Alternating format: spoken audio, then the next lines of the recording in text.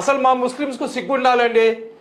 తల్లి ఇచ్చే పాలు ఇచ్చే తల్లి లాంటి ఆవును కొయ్యకూడదు భారతదేశంలో. ఏ ముస్లిం కూడా ఒక గర్భవతి కాన్పప్పుడు చచ్చిపోయింది అనుకోండి, ఆమె హిందూ కానీ ముస్లిం కానీ ఎస్సీ కానీ ఎస్టీ కానీ బీసీ కానీ సిక్కులు కానీ జైన్లు కానీ ఏ కులానికి చెందిన మహిళ అయినా కానీ ఆమె ప్రసన్నం ఇది కాన్పు జరిగేటప్పుడు డెలివరీ టైంలో ఆమె చచ్చిపోయింది అనుకోండి, ఆ బిడ్డ పాలు ఎవరు ఇస్తారు? డబ్బా పాలు పడదు, ఆవు పాలే వాళ్ళకి ఇస్తారు.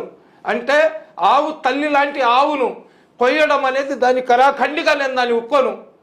ఎక్కడ కూడా ఒక్క మాట గయాస్ గారు, ఆవులను ముస్లింలు కొయ్యడానికే లేదండి. ఎందుకు?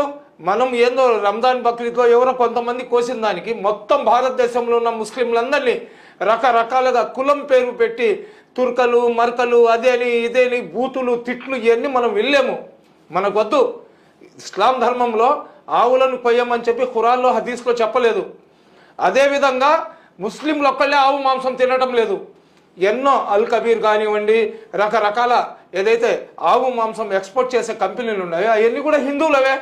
ఆ కంపెనీలు ఎందుకు ముయించడం లేదు? ఆవులను బక్రీదులు అమ్మడానికి ఏ విధంగా పొట్టేళ్లను సాకుతారో గ్రామాలు అదే విధంగా ఆవులను సాకే వాళ్ళు చాలామంది ఉన్నారు.